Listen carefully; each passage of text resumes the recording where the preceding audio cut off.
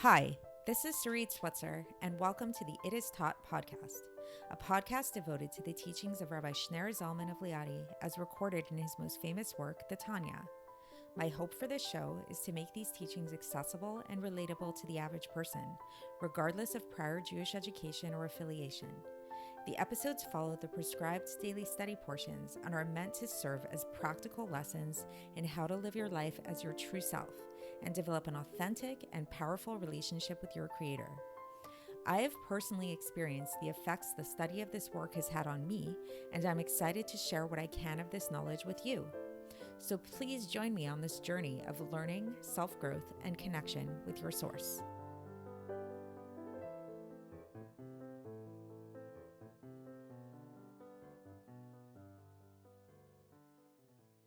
Hi, and welcome to the It Is Taught podcast. This is episode 594 for the 20th of Tammuz in a regular year. So in yesterday's episode, we talked about the science of addiction. We talked about how it's possible for somebody to get to that state of becoming an addict and just how powerful that addiction is. We spoke about a very famous experiment involving rats, in which rats were given the opportunity to press on a lever that would stimulate the certain points in the brain that are often associated with addiction, that are very, very pleasurable in the moment and provide this instant gratification. And the lengths to which these rats would go to press this lever, even if it involved a lot of suffering, even if it involved starvation, they would still do whatever they could to press that lever to get that instant gratification.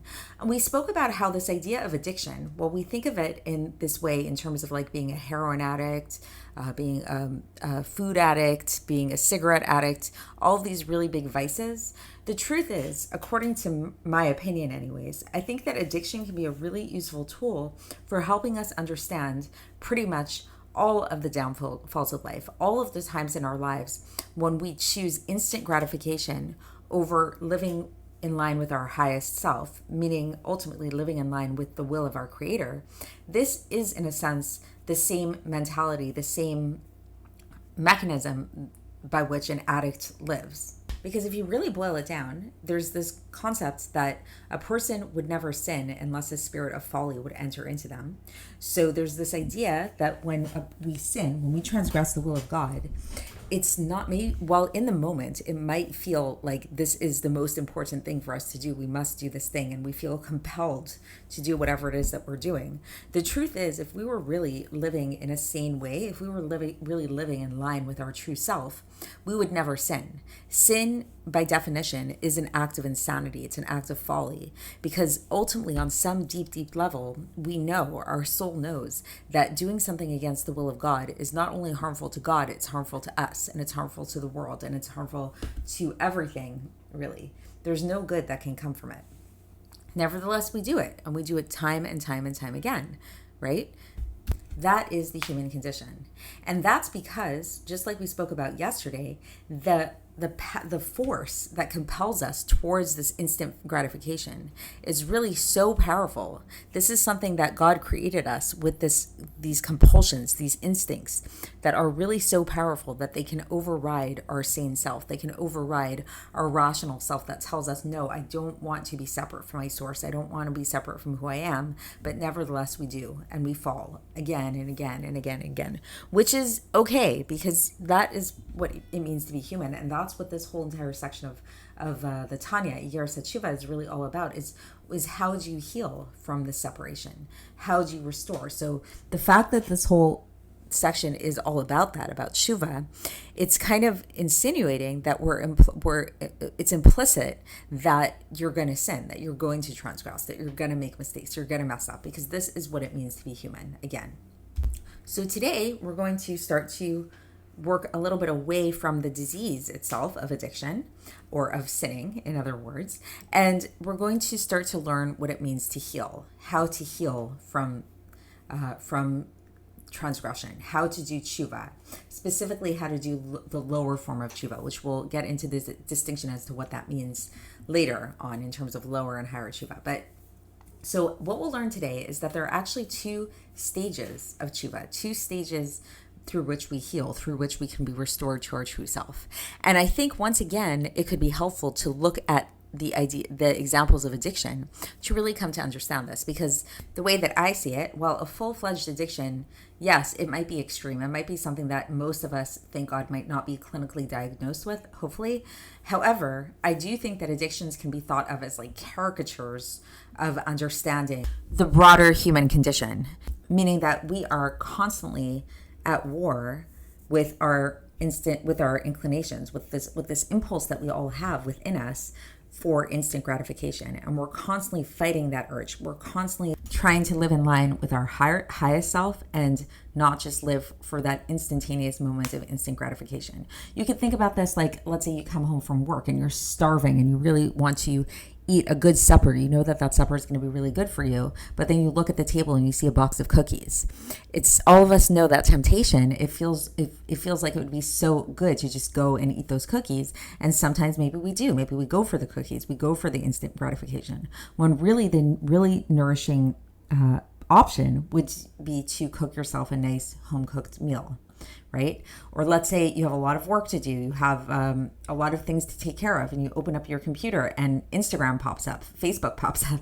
And again, there's this instant gratification that we get through those likes, through those notifications that give us that instant dopamine rush. And it's really hard to fight against those temptations day after day after day after day. And this is what we do.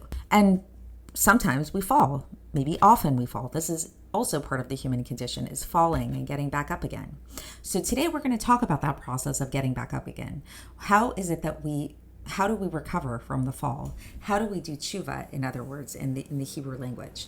And specifically, we're going to be learning about tshuva tata, which is the lower tshuva. We're going to talk about higher tshuva a little bit later on. And what we'll learn is there are actually two basic stages to this tshuva.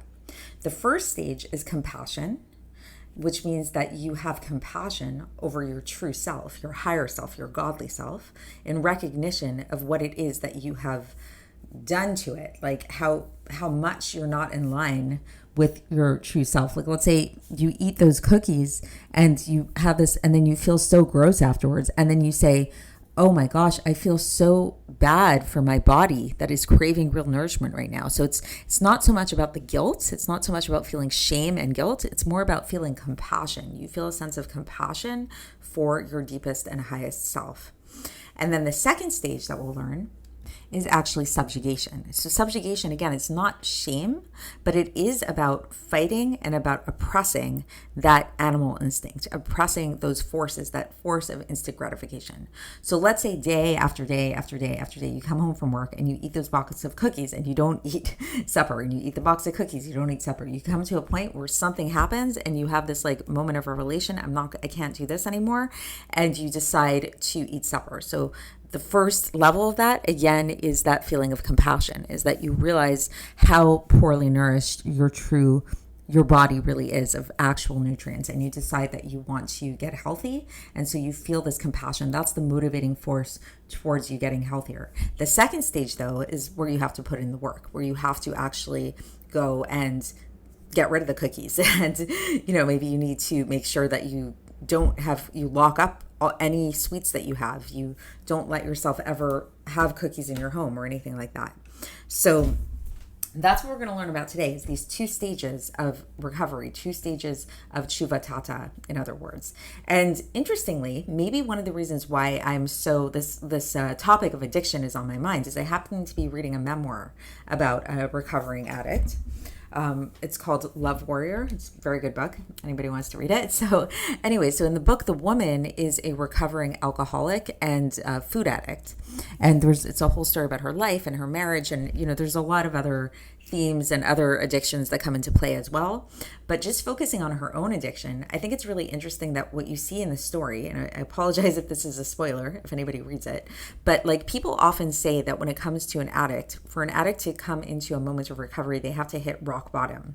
So this may be true in a certain sense, but I think that rock bottom doesn't necessarily have to mean that you hit like the bottom of the barrel, like you get to this point where you're living on the street and you like don't have any friends or family or anything like that. I think rock bottom can really simply mean that something happens in your life that like hits you like a rock, some sort of something like shocks you into sobriety. So in the case of this woman in the story, that actually is what happened. Where what happened was that, and as we'll see, this is very much related to the 2 stages of healing that we're going to learn about in the Tanya. So she was this party girl. She, for a lot of reasons, she had a very low self-esteem, and she would just like, she was a bulimic, and she was an alcoholic. She was also somewhat of a drug addict, and she just like was really throwing her life away, trying to escape reality and everything. And one day she had an unexpected pregnancy. I don't know how old she was, but I don't think she was a teenager, but I think she was pretty young. Like, she was very unprepared for this, really not ready to get married, not ready for any kind of seriousness, definitely not ready to have a child. But there's this scene, and it's a really powerful scene in the book, where she wakes up really hungover from another night of drinking and binging and everything like that. And she's feeling really, really, really nauseous. And at first she thinks it's just the alcohol, but then she starts to have this suspicion that maybe it's something else, because like just the nausea is so great and other things she's feeling in her body. And she decides to go to the store to get a pregnancy test. And then you find her on the bathroom floor vomiting and really sick and really ill. And then she looks over at that pregnancy test and she sees that it comes out positive. And she has this thought that enters into her mind where she decides, or she knows rather, that she's going to have the baby. And she feels, it's really amazing, she feels like this is a gift to her. She feels like somebody sent her a present in the form of a baby to really transform her life. So in other words, what she's feeling at that moment is this really deep sense of compassion for her unborn child, and ultimately compassion for herself, ultimately compassion for the child, the baby that's within her, and this feeling of great joy and hope over this new chance that she's been given. So the journey kind of just starts from there, so that it all really begins with this feeling of compassion, and it's motivated by compassion, her really transforming her life, overcoming her addictions, she ends up getting married to the person, to her boyfriend who she became pregnant with.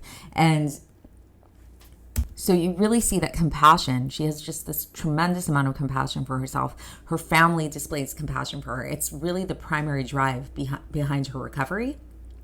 However, at the same time, maybe in terms of stage 2, we can think about it, she needs to put in work, and it's not easy. And you see how it's like she really struggles, and she is really tempted to go back to drinking alcohol, but she knows that she can't because of the baby. You know, you can't drink alcohol when you're pregnant, and especially if you're planning on raising a child. So she really works hard to be sober. So in other words, what she's doing in terms of Tanya terminology is she's subduing her Yetzer Hara. She's subjugating the evil inclinations, this inclination she has for instant gratification. She pushes it down, she breaks it to the point where she really is able to have control over it and is able to really become this very beautiful and healthy person. So this is an example of an addict, and hopefully not all of us are addicts, or maybe some of us are, and that's okay too. But again, I think that looking at the extremes of addiction is a really helpful way, can be a really helpful way for us to really understand the struggles of life in general, the struggles of what it means to be human. And every time we go against our Creator's will, anytime we do something, we transgress something, even if it's something minor, we often have a moment afterwards of sobriety where we wake up and we feel this like hangover kind of, and we're like, what did I do? Why did I do that? That was so stupid. And so today we're going to really learn about, again, those 2 stages of how to come out from this, how to do tshuva, how to return to God on that very basic level of the tshuva tata, of restoring the lower hay to its source, as we say in Tanya terminology. So with that being said, let's get into the text and see how the Alter Rebbe explains all of this in a more kind of spiritual way instead of this more maybe human way that I've been describing it. So this is the beginning of chapter 7 of Iggeres HaTeshuva, the tractate of Teshuva.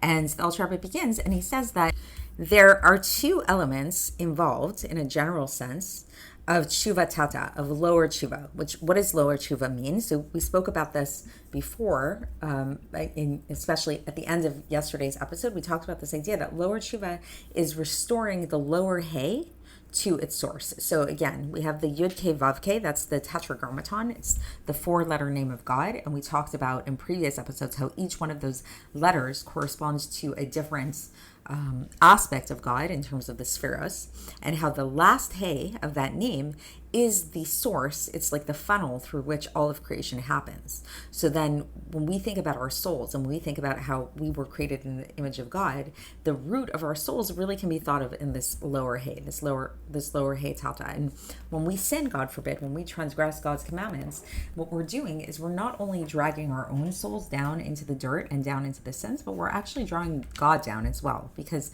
sinning really ultimately is an obstruction in the will of God. So the Alter Rebbe now, so going back to the text, so the Alter Rebbe says that to restore this lower hey, which is this lower tshuva, how do we do this? There's two ways to do this in a general sense. The first way is to arouse a sense of compassion, of supreme compassion from the source of compassion on their soul and on their godly soul, which fell down from its high place, from its high rooftop, which is life of life, blessed be he, into a deep pit, into an abira amikta, it's called in Aramaic, which is what is this deep pit? This is the chambers of impurity and the sitra achra, the other side. So again, so it's like when a person engages in some kind of transgression against God, what they're doing basically is they're taking their godly soul and they're bringing it down from its high place. The source of our godly soul is in God, which is the source of all vitality, and they drag it down, God forbid, into the tuma, into the impurity, into the other side, the side that obscures God. And so the Alter Rebbe is telling us that the first thing that we can do, the one thing that we can do in a general sense to do lower tshuva, is to have compassion, to have mercy for this part of the soul. And we do this by arousing divine compassion, which is the name of Havaya. This tetragrammaton is the source of compassion. So we should arouse compassion from on high, from its source. As it says, and this is a quote from Yeshayahu chapter 55, verse 7, where it says, V'yeshov el Havaya v'irachamehu, where it says, he shall return to God and God will have compassion for him. Meaning to say that we should have compassion, we should arouse compassion on the fact that this name of Havaya, this name of the tetragrammaton, this holy name of God, got drawn down into the chambers of the sitra achra and into the forces of impurity. And not only did it get drawn down into there, it actually is vivifying them, because again, all vitality comes from God. So when this Yud Kei Vav Kei comes down into there, it's being forced to vivify them. So again, if we think about this idea of an addict, God forbid, it's like the person who doesn't really want to be doing their addiction, they don't really want to be engaging in that behavior, but yet that their will at that time, their body at that time, is involved in all of these negative behaviors that they're doing. So they are, it's like we can't say they don't have ownership, that they don't take responsibility for their actions. An addict is responsible for their actions because they're the one running the show. So same thing here.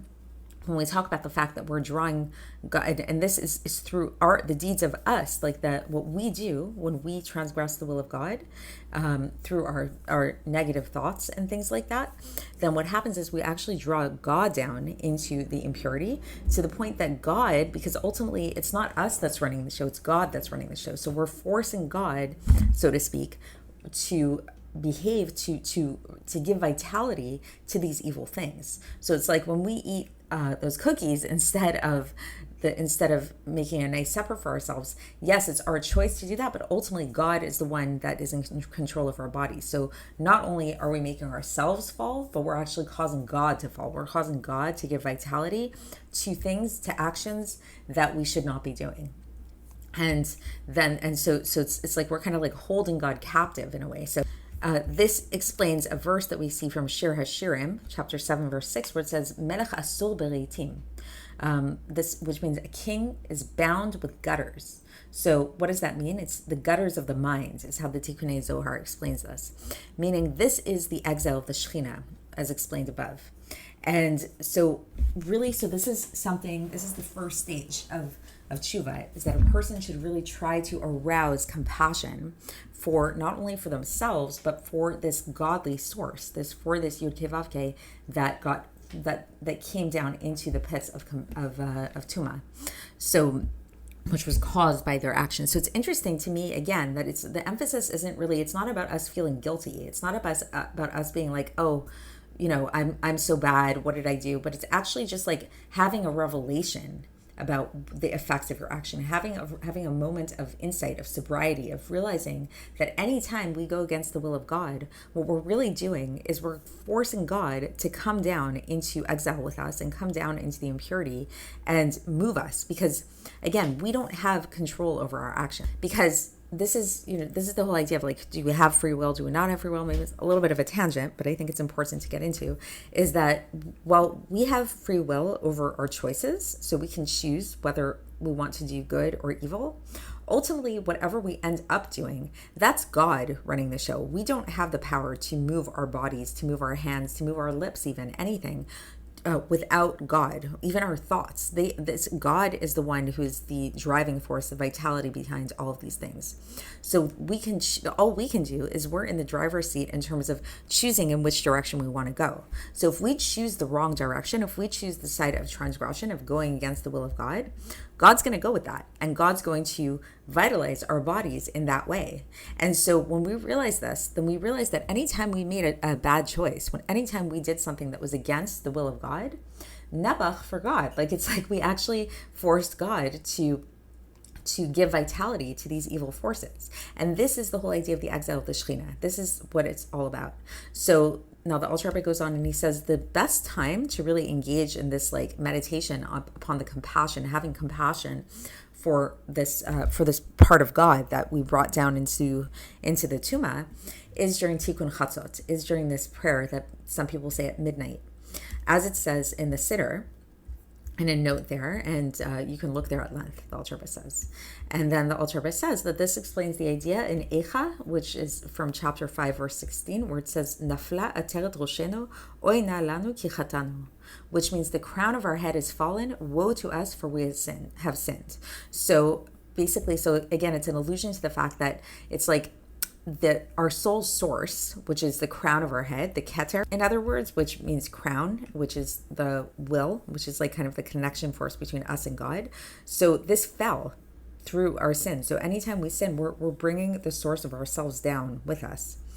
And this is why in Pirkei Hechalos, which is a sefer written by the Kabbalist Rabbi Moshe Cordovero, then God is called Melech Aluv, a humiliated king, because there's nothing more humiliating than this. Like, imagine how humiliating it would be if you'd be forced to do something that is against your will, and not only against your will, like something you don't want to do, but something totally contrary to your will. Like, imagine if, let's say, if you think about a politician that you really, really hate, and I won't name anybody specific, I'll let you guys think of that on your own.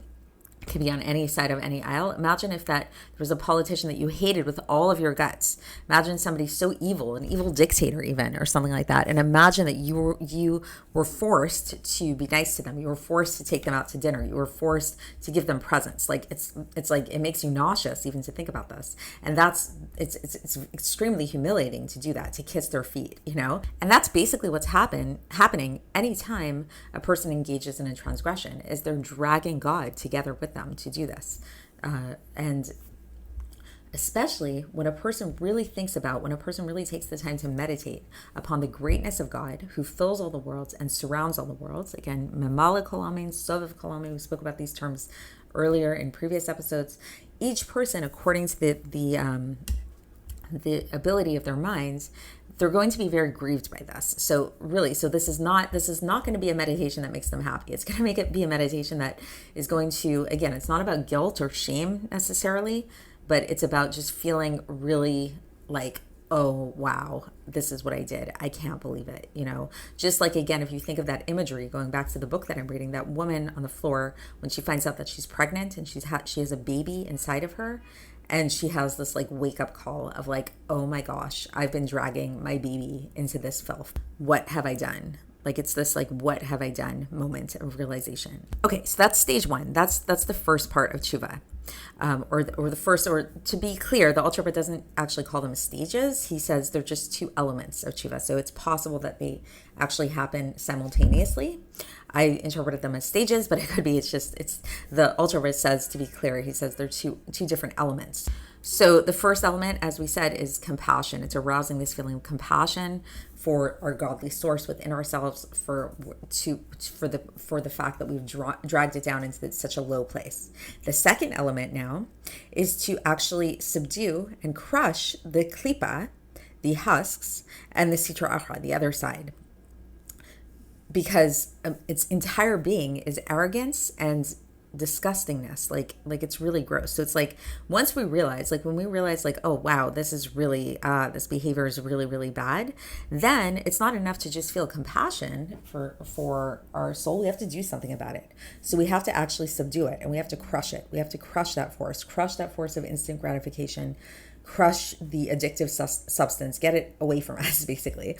And the Alter Rebbe is telling us that this force of the sitra achra, this force of the other side, this instant gratification, as I'm calling it, is the epitome of grossness and arrogance. It's a very arrogant type of thing. So again, if you go back to that experiment with the rats, it's like that lever, kind of like if that lever had a consciousness, it would know that it's like way more powerful than any of the other forces, the force of hunger, the force of the shocks that the rat has to get to it. It's confident, and it's way more than confident, it's arrogant.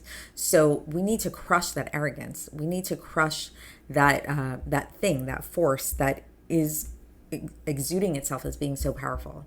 And the Alter Rebbe now brings a verse here from Ovadia, chapter 1, verse 4, which states this idea of this arrogance, where it says, if you exalt yourself like an eagle. So it's basically, the Alter Rebbe is saying that anytime a person engages in any kind of transgression, it's not only is it just something negative, it's actually like the epitome of arrogance. So in order to crush this arrogance, in order to really get rid of it and like crush it to death, to nullify it, it needs to be subjugated.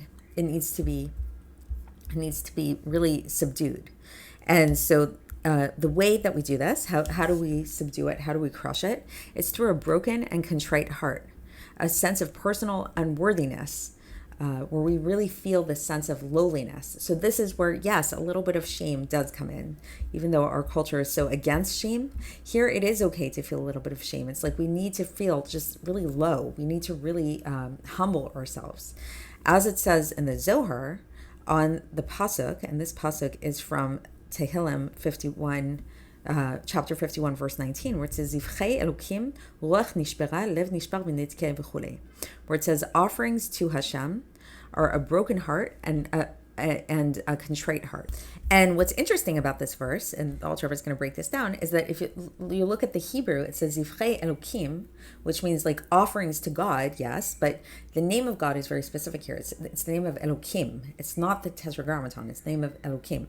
And so why? Because we know that there's a difference between, as we've spoken about previously, between the two basic, like, fundamental names of God, the name of Havaya, the Tetragrammaton, and the name Elokim.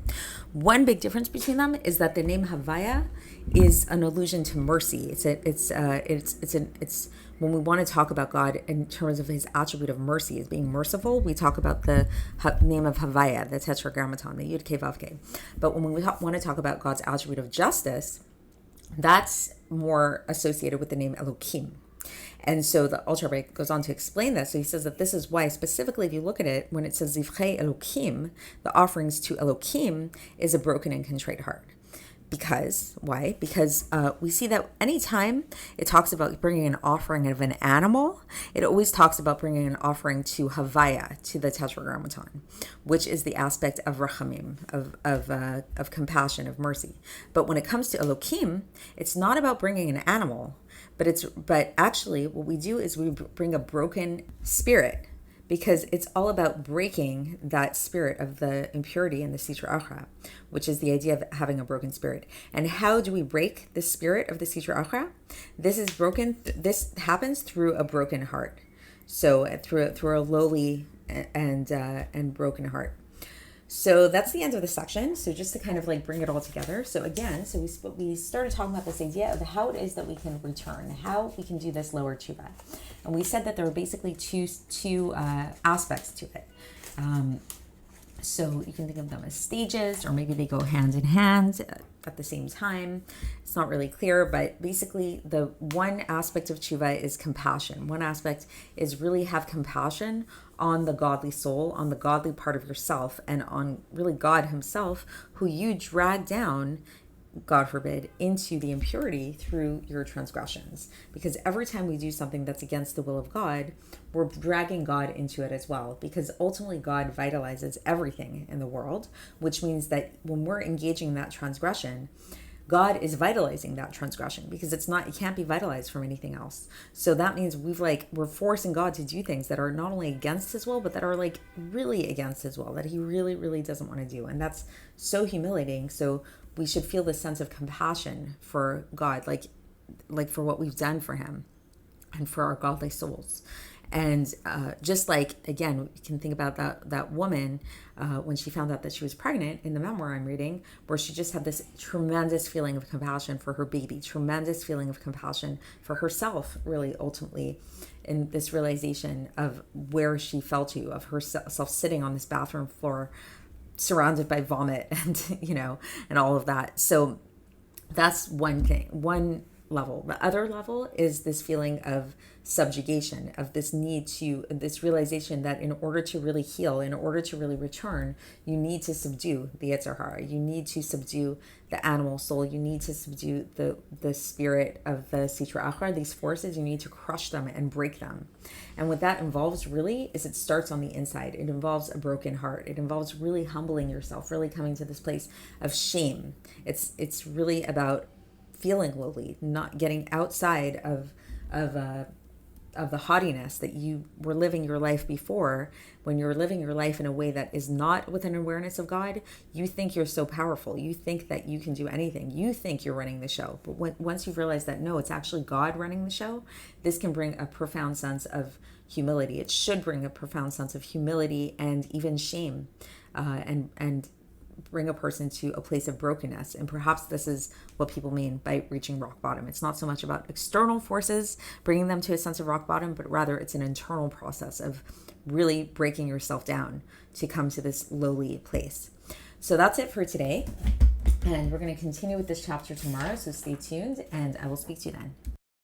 Thanks for listening to the It Is Taught podcast, hosted by Sarit Switzer. This podcast is dedicated in loving memory of my maternal grandfather, Avraham Yitzchak ben Binyamin HaKohen of blessed memory. Music by Shoshana. If you enjoyed this episode and would like to support the show, please share it with others and subscribe on YouTube, Apple iTunes, Spotify, or wherever you listen to podcasts. And make sure to leave us a 5-star review. To find out more about the It Is Taught project, including more information on my soon-to-be published book, please visit our website, itistaught.com. To catch the latest from me, follow me on Facebook, Instagram, and Twitter. Looking forward to speaking with you tomorrow, and until then, have a great day.